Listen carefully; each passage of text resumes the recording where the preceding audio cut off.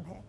जब कभी इंतखाबात नज़दीक होते हैं तो सियासी पार्टियां तैयारियों में जुट जाती हैं और जिस जगह इंतखाबात होने होते हैं वहां की हवा देकर सियासी पार्टियां भी अपना मिजाज बदल देती हैं और कुछ ऐसा ही हो रहा है बिहार में।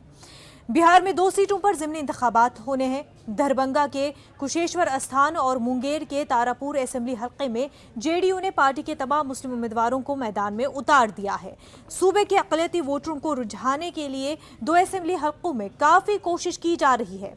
जेडीयू के कौमी जनरल सेक्रेटरी मौलाना गुलाम रसूल बलियावी ने कहा है कि अब मुसलमानों को समझ में आने लगा है कि उनके हमदर्द कौन है और उनको वोट बैंक के तौर पर इस्तेमाल करने वाले कौन लोग हैं। कुशेश्वर स्थान तारापुर बाई इलेक्शन में 3 रोज दोनों कंस्टिट्यूएंसी में फर्स्ट राउंड में पब्लिक के बीच गया हूँ, ख़ास तौर से मुसलमानों के बीच। तो मैंने मुस्लिम अक़लियत से खुद ही 2 सवाल किया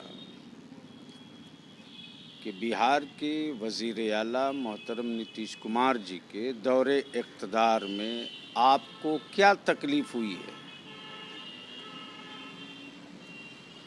और आप क्यों उनको वोट नहीं देंगे। तो जो जवाब था वो बहुत चौंकाने वाला था। वो जवाब ये था कि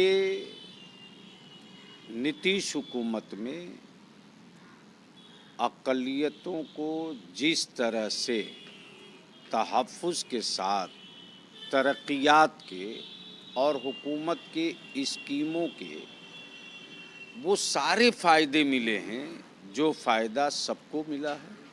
तो हमने जो महसूस किया कि इन दोनों सीटों पर मुस्लिम अक़लियत की बड़ी आबादी में बड़ी आबादी का हिस्सा बिल्कुल फ्री माइंड होकर के नहीं, एग्रेसिव पोल